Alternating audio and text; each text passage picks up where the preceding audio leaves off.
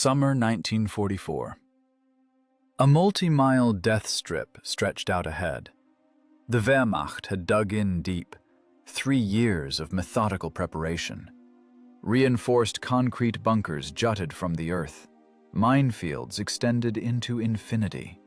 Deep anti-tank ditches slashed across the roads. Overlapping fields of fire had been expertly surveyed. German infantry sat frozen in deep trenches, waiting. They knew the Russians would come head-on. The air smelled of burnt diesel and raw earth. The silence pressed against the eardrums. This wasn't a lull. It was a cocked trigger. The operation was ready to be unleashed. Enemy engineers had constructed a masterpiece of fortification here. Every hill had been converted into an autonomous fortress, every low point into a kill zone. Barbed wire stretched for miles, wound thick around steel hedgehogs. Tripwire mines lurked behind the wire. Beyond that stood a solid wall of crossfire. The ground was scarred with full-profile trenches. German machine gunners sat behind thick armored shields, ready to mow down the advancing waves. They were absolutely certain their positions were impregnable. They did not yet know that against their static defense, the Soviet command had deployed absolute kinetic energy. Inside the heavy self-propelled gun, there was no air to breathe. The acrid stench of sweat had long since fused with thick gun grease. The vehicle commander stared silently through the narrow slit of the periscope. He had 46 tons of Ural steel and a 152mm caliber at his disposal. The HQ order was blunt, leaving no room for alternatives. Secure the breakthrough. Crack the first line of defense at any cost. There was simply no margin for error. The multi-ton beast would go first. The infantry would only move to cut off the retreat after the SPGs had ground the enemy concrete into fine dust. If the vehicle stalled in a minefield, the crew would burn alive under crossfire. The commander roughly wiped the condensation off the glass with a grimy palm. He didn't think about death. He coldly calculated the distance to the target. The air inside the fighting compartment was thick and sticky. The exhaust fan couldn't keep up.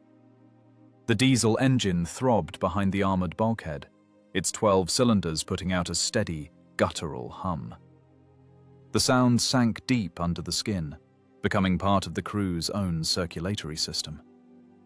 5 men had fused into a single working mechanism. They didn't talk about home. They didn't discuss fear. Each man knew his role by heart. Every motion was calibrated and drilled into muscle memory. If the loader stumbled, the rate of fire would inevitably drop. If the rate dropped, the vehicle would become a mass grave. One man's mistake meant the death of the entire crew. Range 1200, reference point 2. The mangled birch. The gunner didn't pull his sweat-slicked face away from the rubber eyepiece of the sight. I see reference point 2. His voice was bone dry. No strain. It was the voice of a tired mechanic preparing to tighten a stubborn bolt. Concrete-piercing shell. Load. The loader took a short step in the cramped fighting compartment. 48 kilograms of dead weight settled heavily onto the tray. The breech of the massive gun slammed shut with such terrifying force that the vibration rattled their teeth. The metal was locked tight. Death was on safety. They did this grim work every day. Storming a deep echelon defense had long since stopped being a feat of heroism for these men. It was a hard shift at the factory, where instead of a machine tool, there was a massive vertical aiming hand wheel, and instead of a defective part, there was a burnt-out tank. The enemy line was suspiciously quiet, but the optics were already picking up movement. A grey shadow flickered in the embrasure of a distant bunker. Enemy machine gun crews were hastily taking their positions. Tensions slowly tightened around their throats. Seconds stretched into long hours. The waiting wore the men down more than the battle itself. At any moment, heavy artillery could saturate the pre-ranged grid square. The enemy knew their route perfectly. The narrow corridor through the minefields left only one path: forward, straight into the muzzles of German anti-tank guns. The vehicle remained concealed in a deep hollow, the engine idling heavily. The roar of the diesel drowned out all other sounds. The commander eyeballed the thickness of the concrete. Experience from past battles dictated the harsh math of survival. The angle of impact would decide everything. A ricochet meant guaranteed death. A return shot from a German 88 would punch right through the frontal armor. He had to hit first. Hit exactly under the lip of the embrasure. The calculation was down to mere millimeters. Numbers clicked into place in the gunner's head: wind speed, derivation, powder charge temperature. Cold logic completely replaced emotion. Adrenaline burned off in the blood, leaving only the crystal clarity of the mission. The massive war had narrowed down to the crosshairs of an optical sight. "In gear, low speed." The levers crunched loudly into place. The clutches engaged. 46 tons of steel made their first heavy lunge forward. Wide tracks ruthlessly crushed the damp soil as the vehicle slowly crawled out of cover. Now they were an open target. A flash on the horizon. A German observer had spotted movement. A red signal flare shot into the gray sky, instantly staining the fog the color of blood. A ranging shot from a German battery tore up the earth 50 meters off the port side with a roar. Hot shrapnel hammered against the armor, sounding like a giant hammer hitting an anvil. "Bear right, don't stop." The driver jerked the vehicle to the side. The engine roared at its absolute limit, hugging the ground with black, smoky exhaust. They were moving into a direct shot. The distance was closing fast. 1,000 meters. 900. The massive bulk of the self-propelled gun snapped young trees like matchsticks. Exactly 800 meters to the target. The concrete mass of the bunker took up half the field of vision. The SPG's heavy gun stared straight into the dark heart of the enemy defense. A 152mm argument against meters of thick fortification. The commander felt cold sweat run down his back under his thick tunic. The enemy was waiting for the perfect moment for a counter-volley. The German crews knew the math too. They knew perfectly well that at this range, their armor-piercing shells could penetrate the frontal plate of the Soviet monster. Hunter and prey swapped roles every second. Static hissed in the headset. HQ was barking for a report on the start of the breakthrough. In the damp trenches behind them, the infantry gripped their rifles until it hurt, waiting for the Ural metal to punch a hole in the blank wall. Time stopped. A drop of sweat fell from the gunner's brow onto the cold steel of the breech. The silence before the strike became unbearable. The engine choked on the thick air of the hollow. The driver pulled the left lever with force, the metal of the side clutch screeching piercingly. 46 tons of Ural armor steel rolled heavily over the cratered crest of the hill. The low-slung, crudely built silhouette of the machine settled into the terrain. Stop. The diesel dropped its revs to a steady, muffled growl. Wide steel tracks pressed deep into the wet mud, locking the firing platform onto the line. Position taken. Exactly 800 meters of void remained between them and the forward enemy trenches. The optics of German artillery observers were already methodically combing the sector. The slightest unnatural glint on a vision block, and heavy howitzer shells would come screaming in immediately. Master switch. On. System pressure. Normal. Holding. A short exchange of clipped phrases broke through the engine's hum. With confident movements, the crew turned the mechanism into a lurking predator. The driver wiped thick grease off the tachometer dial with a rough rag. The needle quivered slightly at idle. This nervous mechanical tremor passed through the steel control levers directly into his joints. He closed his heavy eyelids. Memory instantly took him back to where this machine was born. It was a pure, desperate technical gamble. The command had set an impossible task, and the designers had gone all in. They took a colossal, unmanageable 152mm howitzer and grafted it onto the chassis of a heavy breakthrough tank. No one at the proving grounds guaranteed that the torsion bars would withstand the monstrous recoil. No one knew if the armored casemate would crack at the welds after the very first combat shot. The memories smelled of frost and mill scale. The cold, unheated shops of the Ural plant, 30 degrees below zero outside the thin walls. Frozen metal burned the workers' bare hands, tearing skin to the bone. 120 hours of a continuous production marathon at the absolute limit of human endurance. Engineers fell asleep right at their drafting boards. Hungry teenagers collapsed at the milling machines from total exhaustion. Paper blueprints turned into thick steel plates faster than the ink on the specs could dry. They had to crossbreed incompatible things, force siege artillery to go into a direct frontal assault alongside storm infantry. They created an ugly, angular, lumbering monster. A monster specifically designed to break the steel spines of elite German panzer divisions. And now this hard-won steel beast was breathing heavy fumes in the thick Belarusian fog. A sharp, snapping metallic clang brought his consciousness back to reality. The breech of the massive gun was locked tight. The illusions of the factory shops vanished instantly in the sour powder stench of the cramped fighting compartment.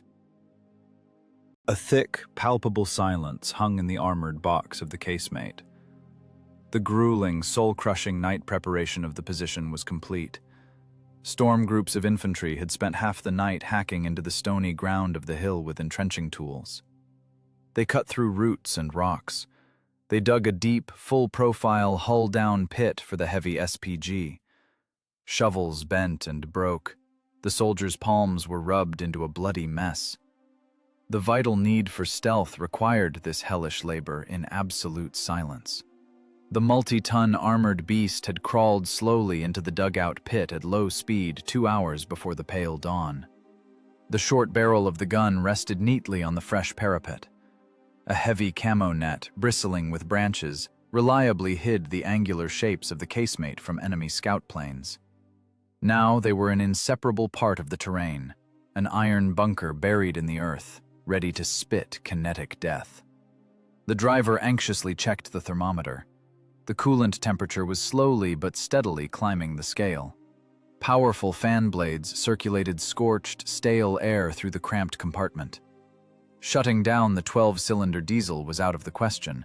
Restarting with compressed air or the starter would take too much precious time. A meeting engagement between tanks doesn't forgive such second-long delays. If German armored vehicles suddenly struck the flank of the advancing formations, the crew would have to bolt from the spot and change their firing position.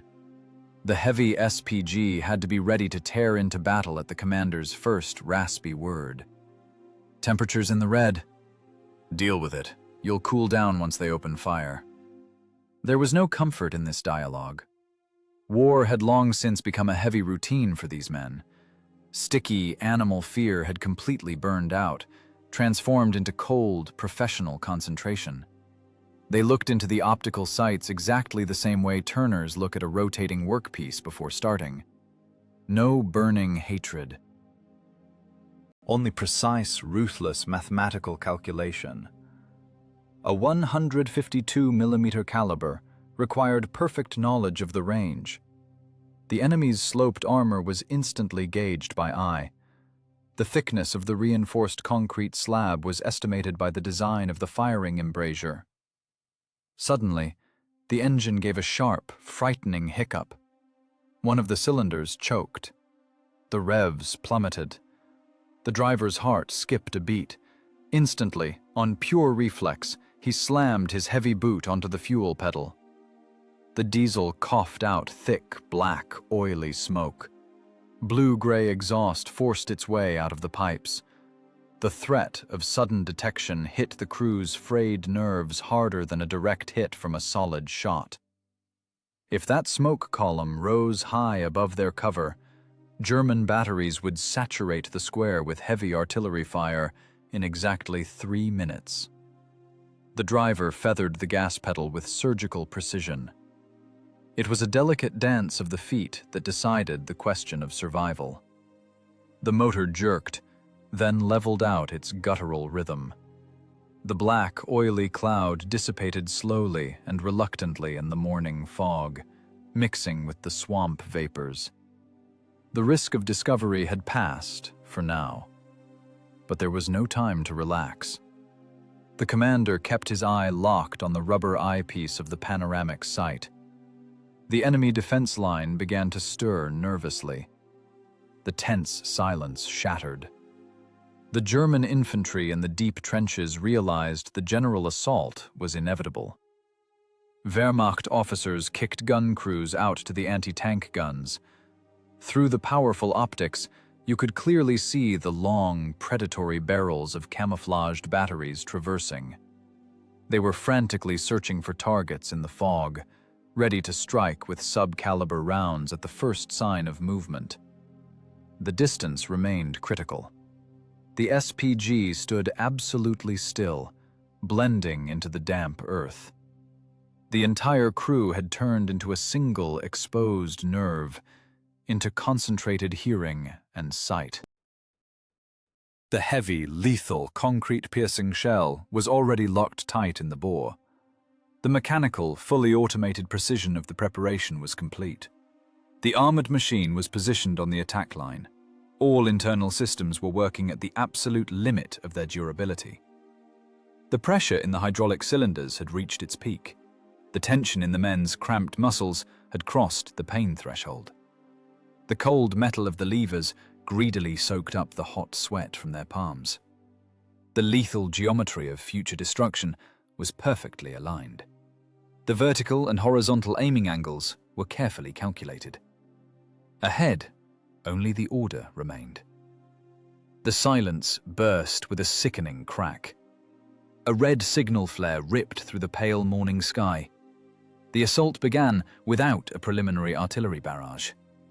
The camouflaged Soviet heavy machines delivered the first crushing blow at point-blank range. Armor piercing. Reference point 1. Reinforced concrete bunker. Fire! The commander's short exhale was drowned in a monstrous roar. The gunner slammed down the metal firing pedal. The 152mm howitzer spat death. 46 tons of Ural armor steel shuddered from the wild, untamed recoil. The massive rifled barrel recoiled sharply on the hydraulic brakes. The breech hit the stop with a dull thud, merely crushing the guardrail.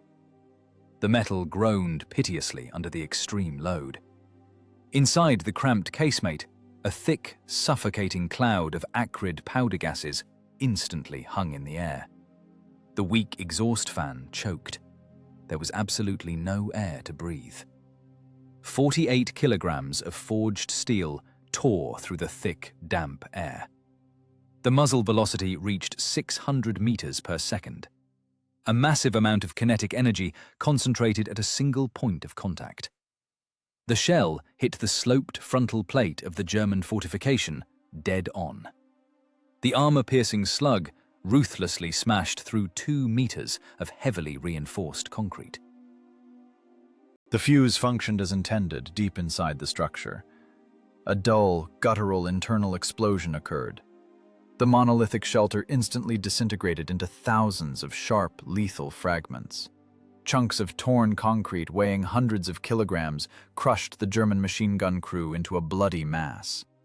An elite Wehrmacht strongpoint ceased to exist in a fraction of a second. The fortified position turned into a smoking crater in the earth.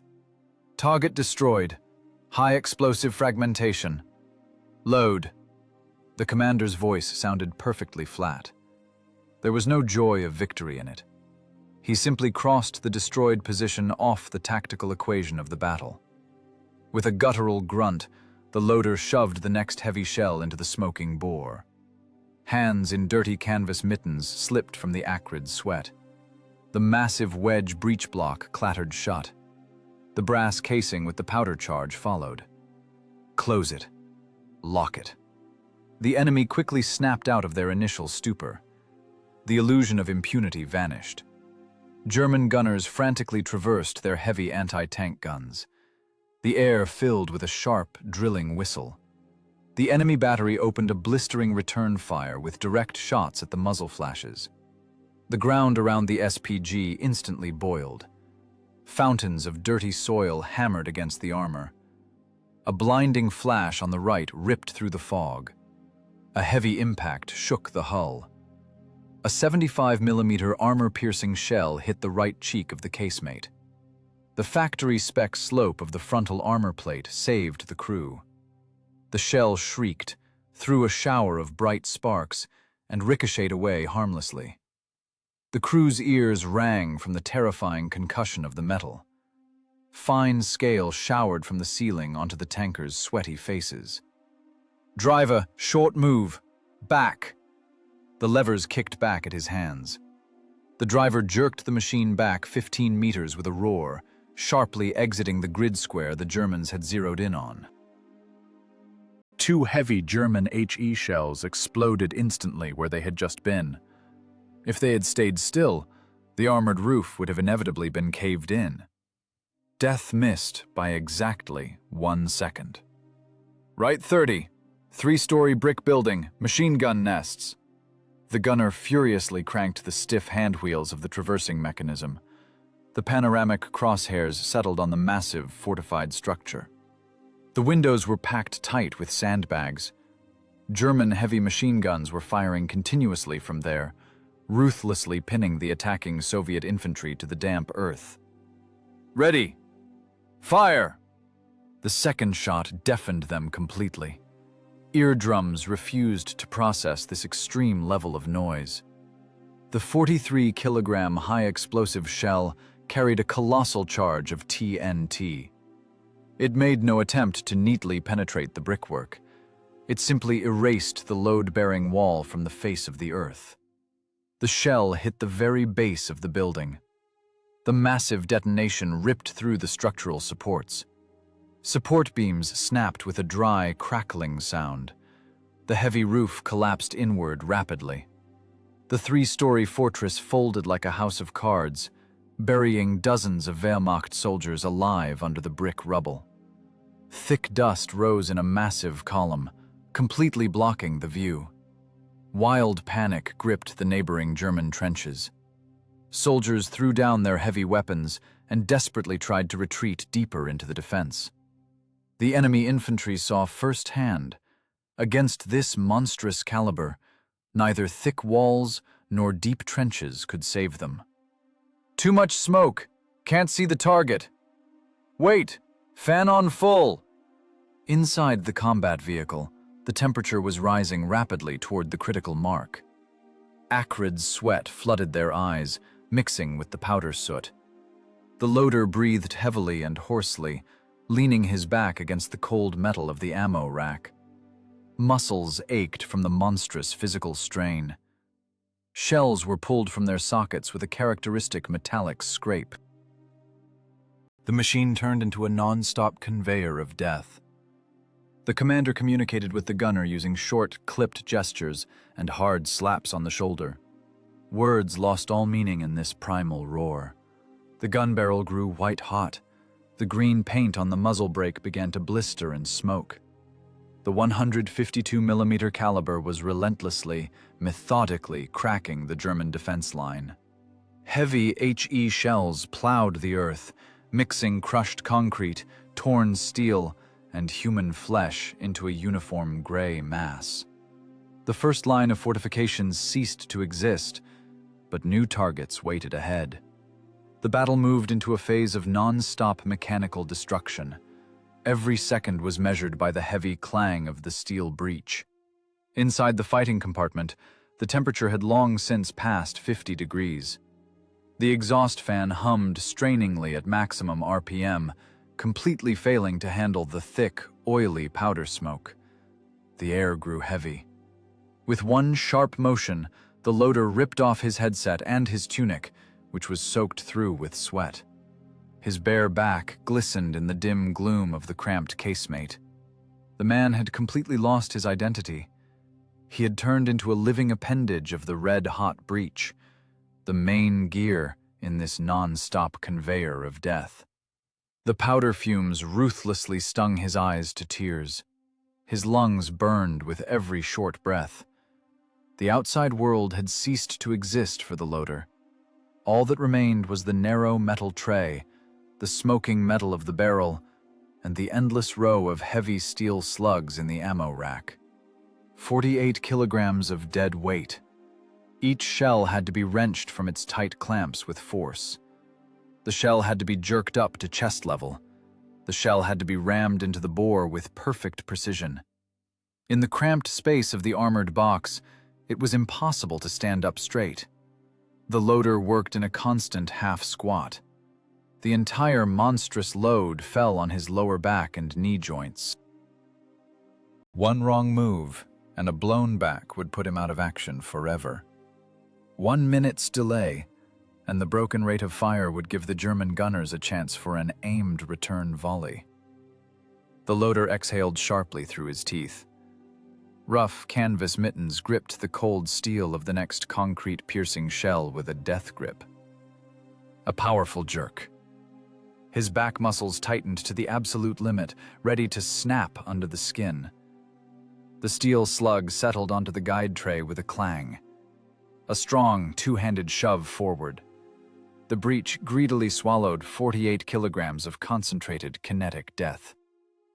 The massive brass casing with the powder charge flew in after it. The click of the extractor. The wedge breech block closed with terrifying force, locking the bore tight. Ready. The word escaped through the loader's tightly clenched jaws. He spat it out, along with salty saliva from a bitten lip. He couldn't hear his own voice in this hell. Fire. The multi-ton machine jerked back sharply from the recoil. The empty, red-hot casing flew onto the metal floor of the fighting compartment with a piercing ring. The loader stepped over the scorching brass under his feet. He was already reaching for the next shell. This was the ruthless rhythm of destruction. Stopping was forbidden. Heavy shrapnel hammers the thick casemate armor in a continuous barrage, sounding like hail shredding a tin roof. German artillery is desperately trying to suppress the Soviet breakthrough. Enemy mortar rounds burst just feet from the wide tracks, but the Ural steel holds against the kinetic impact. Still, every near miss echoes as a dull ache in the crew's vitals. The shock wave ripples through the metal, mercilessly jarring the men. The loader ignores the roar. His mind has narrowed to basic functions. Grab, lift, ram, lock. He doesn't see his vehicle's shells methodically gutting the Wehrmacht's forward positions. He doesn't see the synchronized salvos of the entire heavy division leveling the minefields. The batteries are firing for effect, heavy HE shells landing in a dense grid. The detonations trigger a chain reaction as German anti-tank mines go off one by one. The blast wave sweeps away rows of concertina wire, punching wide, safe lanes for the advancing Soviet infantry. Concrete fortifications meters thick crumble into fine dust. The Wehrmacht's front line is turning into a continuous, blazing hell. The division's fire is physically erasing the enemy fortifications along with their defenders. This breakthrough isn't just holding on the thickness of the frontal armor, it's holding on the superhuman, monotonous endurance of one man. The loader breathes in ragged gulps. Acrid sweat pours down his face, washing away thick soot. His hands tremble from extreme overexertion. With every new cycle, the 48-kilogram shells feel twice as heavy. The skin on his palms, beneath worn-out gloves, splits and bleeds. Metal shavings bite deep into his fingers. The pain in his lower back becomes an unbearable, shooting agony, piercing his spine like a white-hot needle. He grinds his teeth until the enamel cracks, blocking the pain through sheer willpower. Grab the cold steel. Heave. Tray. Ram. Casing. Breach. Another enemy strongpoint vanishes in a flash of fire. The conveyor of death keeps working. The Earth's vibration shifts. The ragged, chaotic pulse of artillery bursts is cut by a completely new sound. A low-frequency, heavy, rhythmic roar crawling inexorably from the depths of the broken German defense. The sound makes their insides knot tight. The enemy command is throwing its last, absolute steel reserve into the breach. Massive, angular silhouettes slowly drift out of the thick, blue smoke of burning concrete bunkers. An elite Wehrmacht heavy tank battalion is launching a head-on counterattack, trying to plug the bleeding gap. 70-ton armored giants crawl confidently over the churned earth, their wide tracks ruthlessly crushing the corpses of their own infantry into the mud. These are King Tigers, the pinnacle of German engineering. Monolithic, sloped armor and long, predatory 88mm guns built for the methodical destruction of everything living at extreme ranges. Inside the cramped casemate of the Soviet self-propelled gun, the psychological tension spikes. Panic is out of the question. All that remains is the ice-cold, mathematically calculated geometry of survival. The commander's sweaty face is glued to the panoramic sight as he dryly assesses the oncoming threat. Range, 2,000 meters. For Zeiss optics and German ballistics, that's a comfortable working distance. For the short Soviet 152mm barrel, it's a total gamble. The factory slope of the German tank's heavy frontal armor guarantees a fatal ricochet at such a massive distance. To fire now would be to pointlessly give away their concealed position and immediately catch a lethal, armor-piercing round in return. The commander makes the only correct decision, one that is brutal on his own nerves. Heavy tanks in sight, lead tank dead ahead, armor-piercing. Let him get close. The mechanism of the death conveyor clanks with renewed, fierce intensity. The loader strains his back muscles once more, driving 48 kilograms of forged steel into the smoking breach. The massive sliding block slams shut, ringing in their eardrums. A piercing silence falls inside the fighting compartment. The Soviet vehicle's 12-cylinder diesel engine idles at its lowest RPMs, the hull barely vibrating. The crew freezes, becoming a lifeless part of the terrain. A deadly, grueling game of nerves begins. A direct clash of nervous systems. The one who knows how to wait survives. Range, 1,500. The gunner's voice is dry and colorless, like the crackle of tearing old parchment. He holds the fine crosshairs dead on at the turret ring of the lead German tank. Wait! The commander doesn't take his bloodshot eyes off the periscope. The German armored monster looms closer, its massive hulk crushing the charred trunks of ancient trees with a sickening crunch. The enemy turret begins to rotate slowly, predatorily. The enemy gunner methodically combs the ruins through his superb optics, looking for a hidden ambush. He's looking for them. 1,200! Turrets traversing right. Wait, stay on target. The seconds thicken into sticky resin. The scorching air in the fighting compartments sears their lungs. Sweat stings the gunner's eyes, but he doesn't dare even blink. Every movement of the massive, clanking German tracks echoes as a hollow, heavy thud in the crew's temples. The enemy gun barrel lowers. The German is scanning the remains of the shattered pillbox that hides the Soviet machine. Their survival depends entirely on perfect camouflage and absolute cold-bloodedness. If the German commander spots even the slightest unnatural contour in the pile of broken brick, the 70-ton machine will fire from a short halt. 1,000, barrels looking right at us. The gunner's voice drops to a hollow, strained whisper. The heavy metal firing pedal feels cold against his foot through the thick sole of his boot.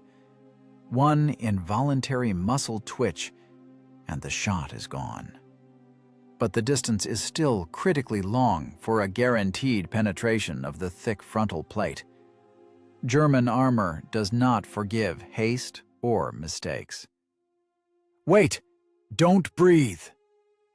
The men's nerves are stretched to the physical breaking point of metal. The German tank suddenly stops. The massive, circular muzzle brake of the enemy gun stares directly into the lens of the Soviet sight. The lives of the entire crew hang by a thread. The enemy is waiting, trying to provoke the slightest movement, trying to force the invisible threat to reveal itself. The Soviet commander grips the periscope handles until his knuckles turn white. He doesn't give the order to fire. He is literally reading the enemy's mind. He knows for a fact the German is doubting himself. The German tank's heavy diesel roars, belching a thick cloud of black smoke. The 70-ton giant jerks forward and begins its heavy crawl again. The enemy commander didn't trust his own intuition. He continues his fatal advance, rapidly closing the distance. The Soviet crew's gamble paid off. 800! He's coming out from behind the ridge. A third of the flank is open. Track the target, smoothly. The vertical and horizontal traverse wheels turn with surgical, absolute precision. The gunner catches the perfect trajectory. 46 tons of Soviet metal merge into a single living organism aimed at instantaneous destruction. The German machine carelessly exposes its most vulnerable zone, the turret ring, to a direct hit.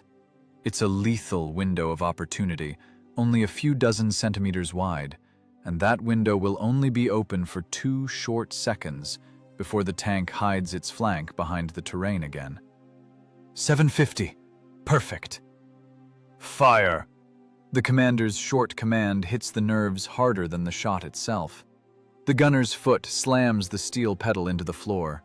The 152mm caliber roars, spitting out monstrous kinetic death. The crushing recoil shakes the armored casemate, throwing the vehicle backward. Through the dissipating smoke in the optics sight, the gunner watches the result of his precision work. No complex ballistic explanations are needed, just a raw, instantaneous, annihilating result. The 48-kilogram forged armor-piercing slug covers 750 meters in a fraction of a second. The shell strikes the vulnerable turret ring of the German giant with unthinkable force. The ultra-strong Krupp armor is no match for a focused kinetic strike of such colossal power. The thick metal splits with a blinding white flash. The shell punches easily through the multi-layered protection and drives deep into the enemy fighting compartment. The effect of the hit exceeds all mathematical expectations. The white-hot slug tears through the King Tiger's full ammo racks. An instantaneous, catastrophic chain detonation of dozens of heavy German shells follows. An internal explosion of incredible power rips the 70-ton monster to pieces in an instant. The massive, multi-ton turret, with its long barrel, is torn from the hull with a horrific screech and tossed into the air. A 30-meter pillar of roaring flame erupts from the mangled hull into the sky. The heavy shockwave from the blast rolls over the Soviet positions, violently sweeping the dust off their sloped armor. Target destroyed. Load armor piercing. Reference point 3. Next one's moving. The commander doesn't waste a single second on celebration. The red-hot breach ejects the smoking casing with a clang. The deadly duel was won cleanly, but the conveyor of death demands continuous work. Angular silhouettes of new enemy machines emerge through the thick smoke of the fires. The meeting engagement is only just reaching its peak. The deafening roar of the gun salvos suddenly cuts out. A thick, ringing silence settles heavily over the churned-up battlefield. This silence presses on ruptured eardrums harder than a blast wave. The air shimmers with unbearable heat. Thick black smoke crawls slowly across the lunar landscape. The green grass is gone. The trees are gone. The familiar shapes of the hills are gone. Hundreds of heavy HE shells have completely reshaped the topography. The surface of the earth has turned into a solid mess of raw clay, pulverized concrete, and jagged iron. The crackle of raging flames breaks the dead silence. German armor is burning. Fuel in ruptured tanks is burning. The earth itself is burning. The desperate, blind attempt by the Wehrmacht's elite tank reserves to break the momentum of the Soviet offensive has sputtered out. The enemy's steel fist shattered against an invisible wall of defensive fire. Dozens of scorched armored monsters litter the churned-up lowland. The pride of German engineering has turned into heaps of smoking scrap metal. Massive turrets have been blown off their rings by the monstrous force of internal explosions, lying dozens of meters away from the mangled hulls. The long barrels of the German guns are buried in the mud. The absolute frontal armor of the vaunted heavy tanks has been breached. The kinetic strike of Ural steel left Krupp steel no chance. The jagged edges of the giant holes are melted and blackened. Thick plates of metal are warped outward. The lethal caliber has cold-bloodedly completed its mathematical task. The fortified line of deep defense has ceased to exist. Reinforced concrete pillboxes have been methodically gutted right at their foundations. 3-meter-thick ceilings have collapsed. Twisted steel rebar juts out of the concrete rubble. Gun embrasures are torn to shreds. Underground bunkers, built over 3 long years, have become mass graves for entire companies of German infantry. Strongpoints have been wiped off the face of the earth along with their crews. Surviving enemy tank crews tried to flee, abandoning their burning tanks and running blindly through the smoke, only for HE fragmentation bursts to catch them in the open. The commander of the Soviet SPG pushes the heavy armored hatch. The metal swings back with a creak. The acrid smell of burnt diesel, scorched rubber, and charred flesh immediately floods the cramped casemate.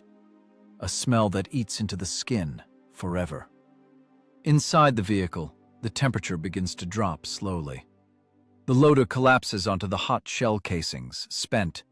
His arms hang lifelessly at his sides. His canvas gloves are soaked through with blood from burst blisters. He breathes heavily, rasping, staring into a blank corner of the fighting compartment. His back is locked in a tight cramp. The conveyor of death has finally stopped its relentless motion. A continuous, high-pitched ringing from shell shock fills the crew's ears. The commander hauls himself up by his arms and leans halfway out of the turret. A cold wind hits his sweat-slicked face. He pulls out his binoculars, the lenses coated in a thin layer of powder soot. He wipes the glass with a dirty finger and brings the optics to his eyes. The dry, ruthless tally of destroyed enemy hardware begins. No jubilation, no joy, only the cold statement of fact. The enemy's death is just a completed work order for a hard job. 11 o'clock, 2 heavies, burning.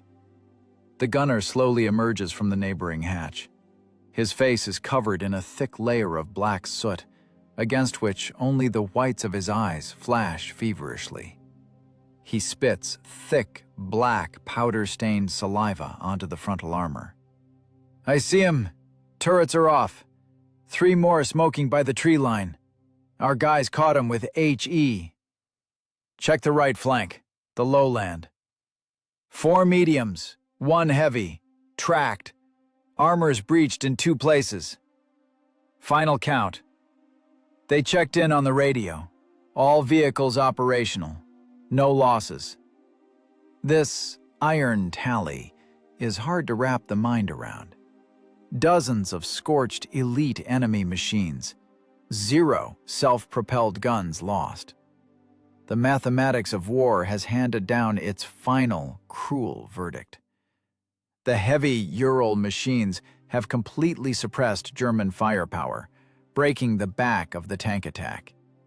Soviet hardware reigns supreme over this lunar landscape. The angular, rugged silhouettes of the camouflaged SPGs stand motionless among the smoldering enemy wreckage, looking as if they were carved from a single block of stone. Their massive barrels still point threateningly to the west. The commander's eyes scan the destroyed positions. Every square meter of Earth bears the mark of absolute destruction. The thick, armored shields of German machine gun nests are crumpled like thin foil. The crossfire system, built over months, ceased to exist in a single hour of methodical artillery work. Strong points have turned into deep craters filled with murky, filthy water from severed underground lines. Black soot covers the mangled earth in a thick layer. Not a single German soldier will ever raise a rifle on this line again. The destruction was complete, systemic, total. The gunner lowers his binoculars wearily. His fingers tremble with a slight nervous twitch. The adrenaline is slowly leaving his blood, leaving behind a hollow ache and incredible physical weakness. He looks at the barrel of his gun. The green paint is completely scorched off, the metal having taken on a dark blue heat tint from the extreme temperatures. The gun held. The recoil mechanisms withstood the monstrous loads. The Ural workers didn't faint at their cold lathes for nothing. Their labor now lies before the crew's eyes in the form of dozens of tons of shredded German steel. The iron tally is settled. The numbers of destroyed hardware don't bring pride. Pride is too light a feeling for this meat grinder. In the tankers' chests, there is only a hollow satisfaction from a job well done. They are professionals of death. They were given a tool of absolute destruction and used it with maximum efficiency. The enemy threw their best armor, their training, and their desperate fear of defeat onto the scales. The Soviet SPG crews put cold calculation, 152 millimeters of caliber, and a ruthless loading rhythm on the other side. The scales broke. A new darkness begins to thicken on the horizon. Fog mixes with the thick smoke of the fires, forming an impenetrable shroud. Short bursts of sparks occasionally erupt from under the rubble of a collapsed pillbox. The ammunition of a destroyed German crew continues to smolder there. The wind carries the faint hiss of red-hot metal cooling in damp craters. This churned-up hell belongs to them now. The crew doesn't expect medals. Tomorrow there will be a new line. Tomorrow there will be a new concrete wall. And tomorrow they will have to turn back into a ruthless mechanism, driving heavy shells into a red-hot breach. The war goes on. The threat of an enemy counterattack has finally passed. The heavy diesel engine drops its RPMs to a minimum, the 12 cylinders shifting to a low, rhythmic growl. The multi-ton machine comes to a halt among the smoking craters. The driver pulls the levers back with force. The clutches disengage with a loud metallic crunch. The vehicle is set on the parking brake. The crew doesn't shout in victory. Inside the cramped armored casemate, there is absolutely no room for jubilation. Only a pitch-black, grueling exhaustion reigns there. The men slowly pull their hands away from the scorching controls. Their muscles lock in painful cramps. Adrenaline drains rapidly from their blood, leaving behind a ringing void and a heavy tremor in their fingers. The commander slaps the latch of the turret hatch. The thick steel lid swings back with a heavy creak. Cool, damp air immediately rushes inside, smelling thick of burnt diesel, molten metal, and upturned earth. The loader sinks heavily onto the empty brass casings. He closes his eyes. His chest heaves, his lungs whistling as they pull in life-saving oxygen. The tankers' faces are covered in a thick crust of sweat and powder grime that tightens their skin, turning young faces into the gray masks of old men. No one smiles. Death passed within millimeters of the armor. It just took someone else. The crew climbs out one by one. Their movements are slow, economical, sluggish. They are husbanding the last of their strength. The combat work has drained them to the very bottom. Boots step heavily onto the ribbed armor. The tankers climb down onto the explosion-churned earth, their feet sinking deep into a greasy mess of swamp mud and hot ash. The gunner pulls a piece of dirty rag from his tunic pocket and silently wipes the thick black soot from his forehead. The cloth is instantly soaked with filth. The men's eyes scan the hull of their own SPG. The Soviet machine is badly scarred by shrapnel, the green factory paint stripped away in entire sheets down to the bare metal. Deep silvery gouges yawn on the cheeks of the casemate, the marks of direct hits from enemy armor-piercing shells. The frontal armor held firm against the kinetic impact. Ricochets left long, jagged scars on the thick metal. The right idler wheel is badly mangled. The wide track links are pitted by shrapnel from near misses of German heavy HE shells. The machine looks terrifying, like a dog that's been beaten but survived a brutal fight. But most importantly, it remains monolithic. The armor wasn't breached. The internal components are functioning normally. The engineers at the distant Ural plants did their work without fatal flaws. The commander runs his bare hand over a deep dent in the frontal armor plate.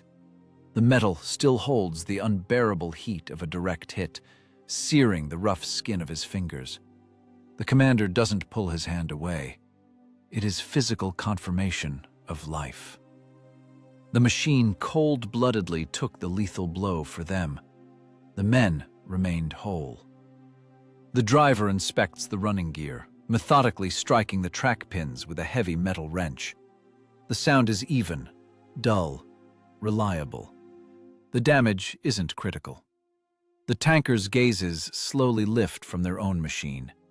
They look straight ahead. The morning fog has finally cleared over the lowland, and the picture of a total tactical rout appears with frightening clarity. The battlefield is heavily littered with the corpses of German armored giants. The 90-ton monsters stand as dead, motionless hulks. For a long time, they seemed like the absolutely perfect weapon, invulnerable, mobile steel fortresses. Their 200 millimeters of Krupp armor struck insurmountable terror into the Soviet infantry. German designers had scrupulously created them for total dominance at any tank combat range. Now, these supreme engineering ambitions are burning with a black, oily flame. The Red Army has found its uncompromising argument. The heavy caliber has dictated new, cruel rules of survival to the enemy.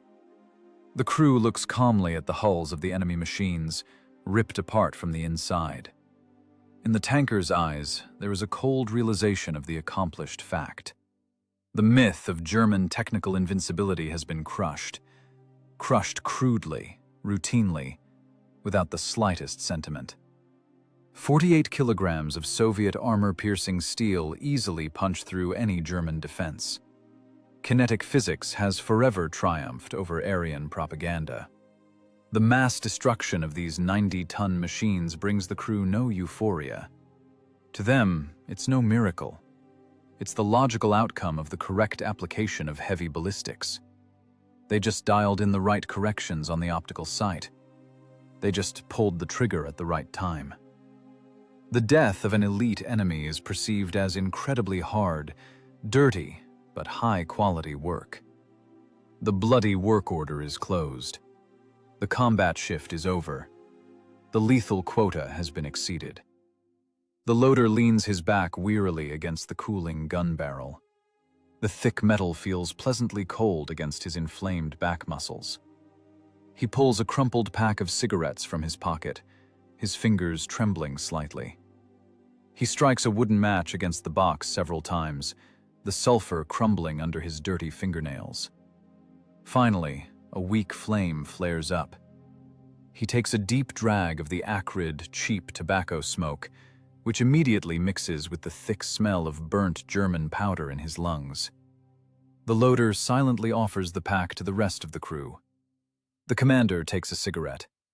The gunner lights his from the commander's dying match. 3 exhausted men stand close to the wide steel track. They smoke in silence, staring motionlessly at an enemy tank burning 100 meters away. Yellow tongues of flame leap high from the breached, heavy turret. The Germans' ammo rack has already fully detonated. Now, the remains of the fuel and mangled human bodies are just slowly burning out. They've got a thick hide. The gunner's voice sounds like a quiet, utterly exhausted whisper. He forces the words out of his parched throat with great physical effort. Thick, but it splits. The commander answers as briefly as possible. He takes another deep drag. Gray ash falls quietly onto his clay-smeared leather boot. Threw my back out. The loader says this in a completely matter-of-fact tone, without the slightest complaint about the savage pain. He is simply dryly stating the fact of a temporary breakdown in his own physical mechanism. You'll make it to HQ. The medic will rub some ointment on it there. The brief conversation cuts off instantly. There is nothing left to discuss. Any verbal bravado is entirely absent. Here, heroism isn't measured by loud slogans, but by the precise number of steel slugs slammed into the breach. They didn't survive because they prayed. They survived only because they shot faster and more accurately than the enemy. The psychology of professional craftsmen of war has no tolerance for pathos. Today, they proved to be the best laborers on this industrial assembly line of death. The German crews made a fatal tactical error, and war immediately issued a severe penalty in the form of a clean armor penetration. The toll is collected in lives, right on the spot. The Soviet self-propelled gunners finish their cigarettes in silence. They flick the butts into the viscous, bloody mud, where the embers hiss weakly and go out forever. The silence is broken only by the occasional cracking of metal cooling in the freezing wind. A dull sense of duty, properly discharged, weighs heavily on their shoulders. There is still a great deal of work ahead. The jagged front line has shifted several kilometers to the west. The gun barrel needs to be scrubbed with a stiff bore brush. The ammunition load must be urgently replenished with fresh, heavy shells. The 12-cylinder diesel engine requires immediate maintenance. The trade of endless war knows no breaks for rest. The crew turns silently back toward their scarred, but absolutely undefeated machine. It is time to prepare the steel tool for a new, deadly shift. In the deep underground bunker of the front headquarters, the air is thick, stagnant, and heavy. It is saturated with the sour stench of unwashed bodies, pungent tobacco smoke, and the sharp ozone from the glowing vacuum tubes of powerful radio transmitters. Dim yellow light beats mercilessly against bloodshot eyes. Massive topographical maps are spread wide across tables cobbled together from rough-hewn planks. They are heavily marked with red and blue pencils.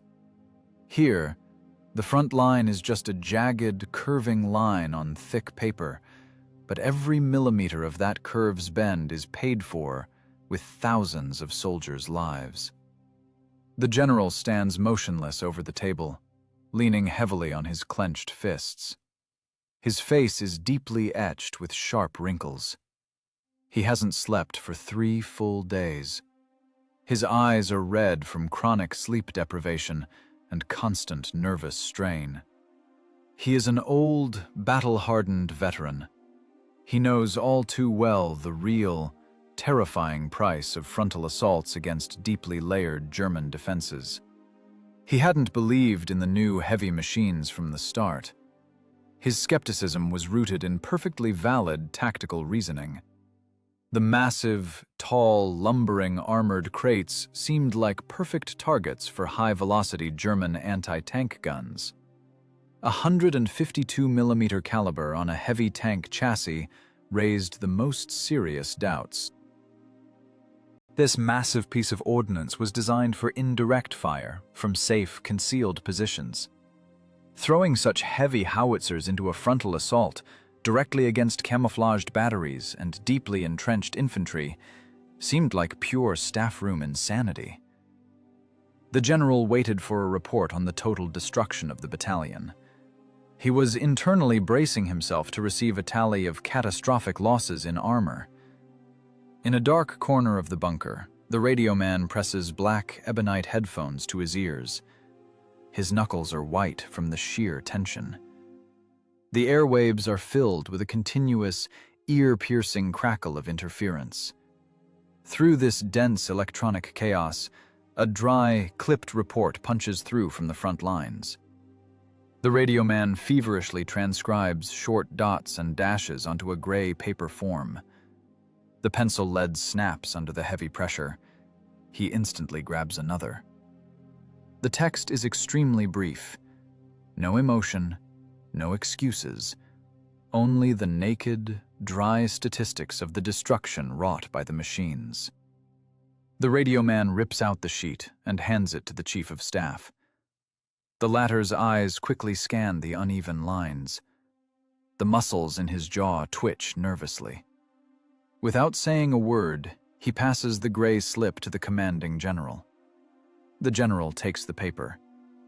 The figures strike his old tactical convictions like a heavy sledgehammer. 12 reinforced, multi-meter-thick concrete pillboxes destroyed. The enemy's first line of trenches completely suppressed and cleared. No losses among the heavy self-propelled guns. All machines in the battalion remain combat-ready and are holding the line. A massive armored engagement against a Wehrmacht tank battalion has been repelled. 14 elite German tanks burned out. 10 of them were the newest heavy machines with all-around armor. There is no ambiguity. The hard, bloody score is confirmed by infantry regiment commanders directly from the battlefield. The impenetrable Wehrmacht defensive line has been breached across a width of 4 kilometers. The path to the west is physically open. The general slowly lowers the slip onto the map. These statistics do not compute in his mind. 14 elite armored giants turned into scrap metal without a single Soviet loss. Multi-meter monolithic fortifications ground into fine dust. This breakthrough flouts the laws of military science. Doctrine dictated a long, incredibly bloody siege. The heavy Ural machines uncompromisingly shortened it to a few hours of mechanical slaughter. The veterans' skepticism is finally shattered by the monstrous caliber of the new gun. The kinetic power of the concrete-piercing shells has proven its overwhelming effectiveness in practice. The enemy has been crushed by fire superiority. The general takes a deep breath. He walks over to the radio and firmly grips the heavy microphone handset. He looks at the map, where a red arrow has ruthlessly torn through the blue defensive line. "Patch me through to the battalion commander." The general takes a heavy pause. He searches for the right definition, a definition that will forever cement the bloody triumph of engineering and the cold calculation of Soviet crews. "Tell the commander, task accomplished. These machines, they are true beast slayers. Tell him exactly that. The beast slayers have fully vindicated themselves." The name is born here, in the smoke-filled staff bunker, under the dull roar of distant cannonade. It is born directly from the dry lines of the radiogram and the smell of scorched German armor. It sticks forever to the angular, low-profile, self-propelled guns. Zveroboy, Beast Slayer. A short, heavy, absolutely ruthless name. The name of a predator that methodically snaps the steel spines of the German tank beasts. This is not some staff room metaphor. It is a grim statement of the physical reality of the battlefield. The machine was specifically designed to kill enemy tanks with animal names, and it performs this dirty work with terrifying regularity. "Orders for the Rifle Corps." The commander's voice turns cold and metallic again. The sentimentality is over. The ruthless logic of war demands the immediate exploitation of tactical success. "Begin a massive advance. Enter the breach immediately. Occupy the second line of enemy trenches. Dig in hard on the objective." The radio men instantly begin feverishly tapping out new combat orders. The telegraph keys clatter incessantly. The massive mechanism of Army command grinds into relentless motion. The breakthrough is securely established. The bloody price has been paid in full. The radiogram goes out immediately into the interference-clogged airwaves. Thousands of exhausted soldiers tighten their grip on their rifles. The infantry rises from the mud in a solid gray mass, moving forward in silence. They walk through safe corridors blasted open by heavy, high-explosive shells. The infantry sees firsthand the terrifying results of the heavy battalion's work. The primal fear of thick German armor vanishes completely. The fearsome name spreads through the advancing ranks, passed quickly from company to company. The beast slayers have passed through. It sounds like an absolute, indisputable guarantee of further tactical success. The white-hot metal takes an eternity to cool. A thick, choking stench of burnt flesh and diesel fuel hangs heavy over the shattered Wehrmacht positions. The crew barely has time to use the cleaning rod to scrub the thick layer of black powder fouling from the rifling of the barrel. Rest is cancelled. The endless war grants no time for a breather. It demands the constant, uninterrupted movement of steel gears. The silence lasts only a few dozen tense minutes. In the commander's headset, the radio crackles sharply. Static beats against exhausted eardrums. Through the electronic chaos, the dry, distorted voice of the staff radio man breaks through. 05, pack it up. Grid 42, move out immediately. Attack from the march. Neutralize the batteries. Copy that. Moving out. The commander's voice is devoid of any human emotion. The order has been received, and it precludes even the slightest discussion. The routine of the non-stop offensive ruthlessly crushes unbearable physical fatigue. This machine was originally designed by engineers as a tool for static ambush defense.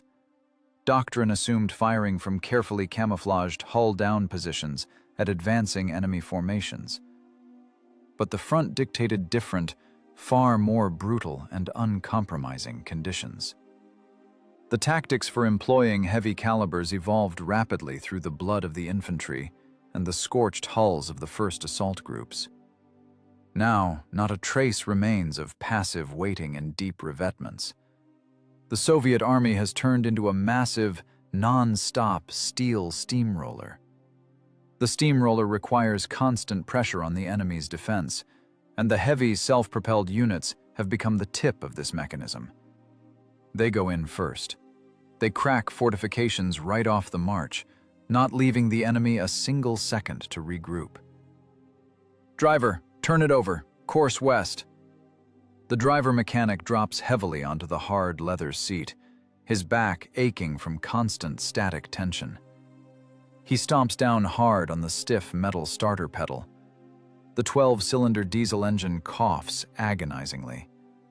The starter grinds, desperately trying to turn over the incredibly heavy flywheel. The batteries are severely drained from the long battle.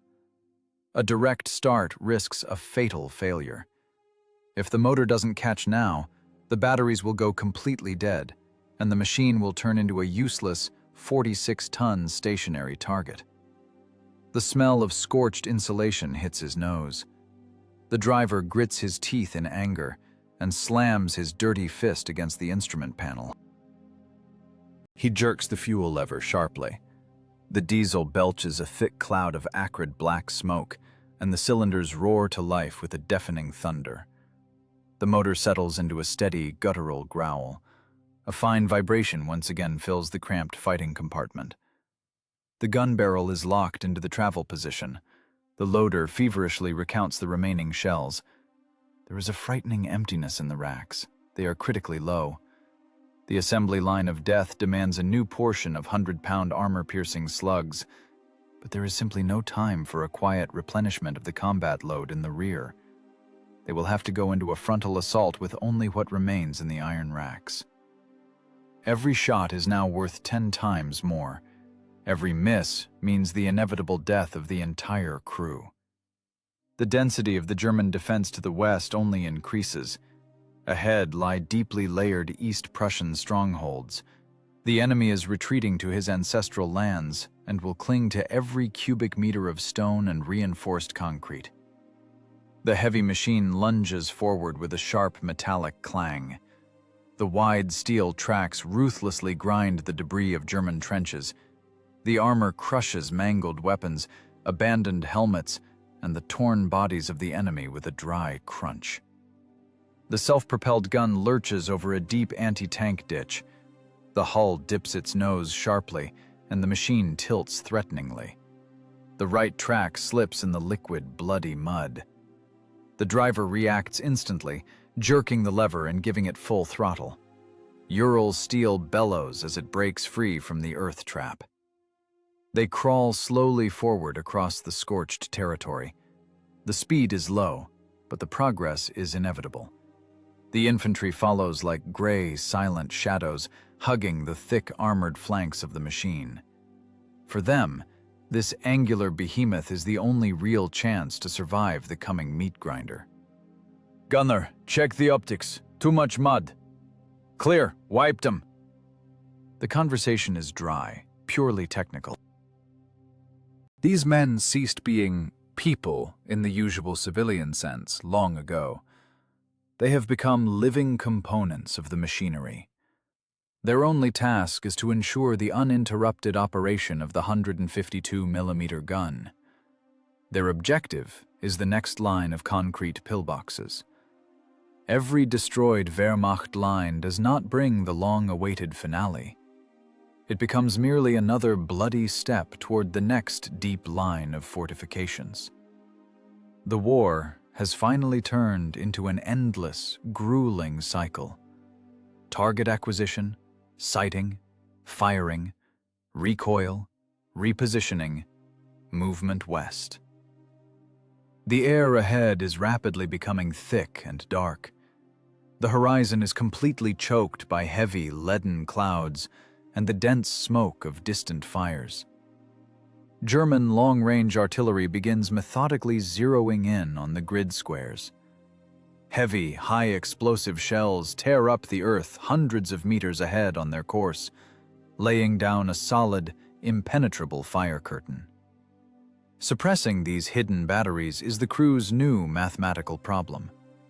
They need to close the distance under a blistering barrage, spot the flashes, and drop the heavy slugs exactly onto the enemy howitzer positions.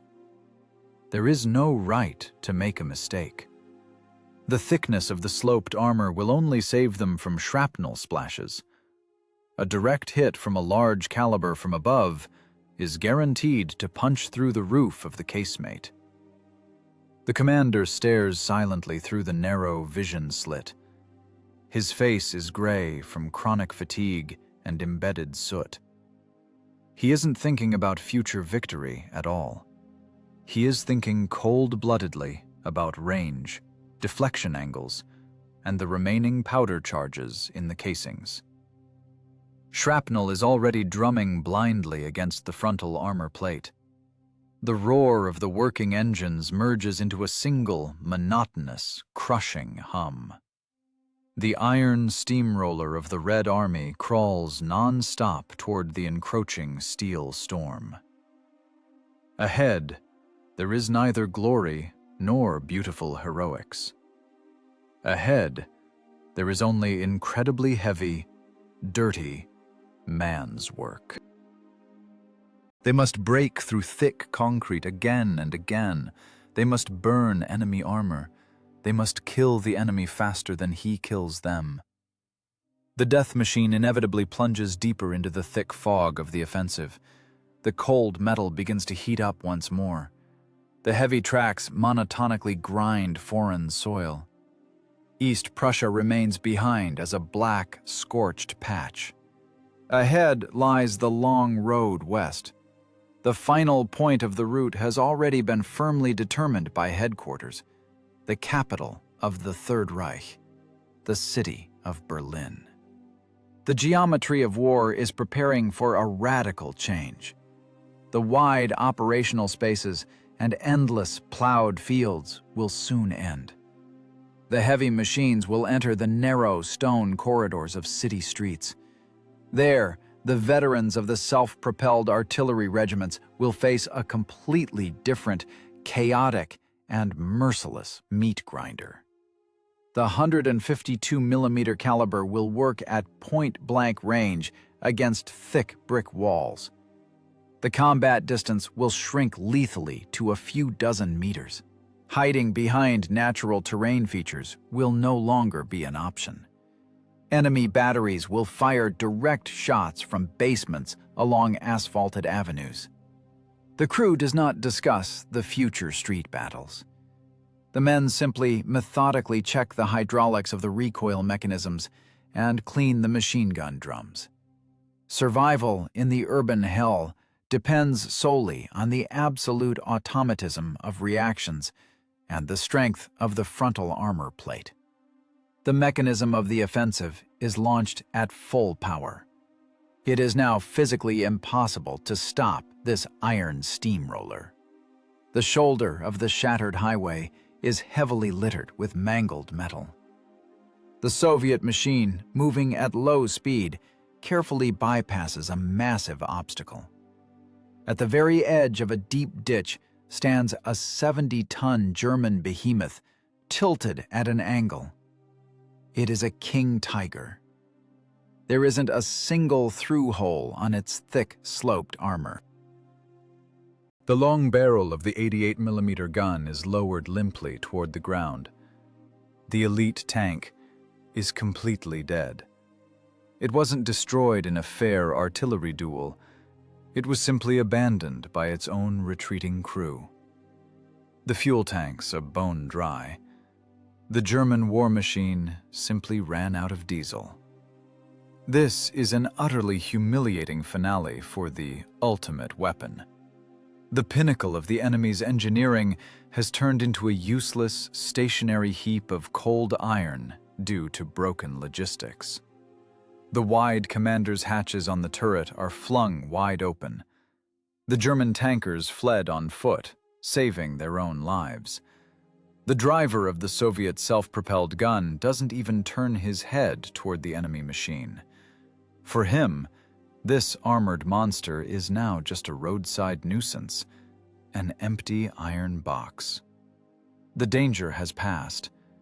The 12-cylinder diesel engine pulls 46 tons of Ural steel steadily further west. Industrial war dryly delivers its final verdict. The heavy marathon for survival has been won by distant factory floors. The crude, low-slung, angular Soviet machines have snapped the steel spine of sophisticated German engineering. The enemy's complex torsion bars and overlapping road wheels proved absolutely powerless against the simple, brutal argument of a massive caliber. The formula for victory boiled down to primitive physics. Thick Krupp steel was guaranteed to be smashed by the heavy mass of an armor-piercing shell. The assembly line of death worked without a single critical failure. The technical gamble of the engineers fully vindicated itself on the plowed battlefields. The self-propelled guns precisely fulfilled their narrow, specific task. They methodically cracked multi-meter concrete. They ruthlessly incinerated elite tank reserves. They punched wide, safe corridors for the advancing rifle corps. Nothing more is required of them, only to drive forward non-stop and fire until the ammo racks are empty or the war ends. When the tank engines finally fall silent, the long process of returning will begin. The men will leave the cramped fighting compartments forever. The crews will return to ordinary civilian life. Yesterday's gods of war will once again become simple mechanics, locksmiths, tractor drivers, and builders. They will take off their canvas helmets soaked in acrid machine oil and put on civilian jackets. But the war will never fully leave their muscle memory. The loader will wake up for the rest of his life from the throbbing phantom pain in his wrecked lower back. The commander will constantly ask people to repeat themselves because of eardrums ruptured by heavy shock waves. The driver will reflexively reach for the stiff steering levers in the cab of a peaceful truck.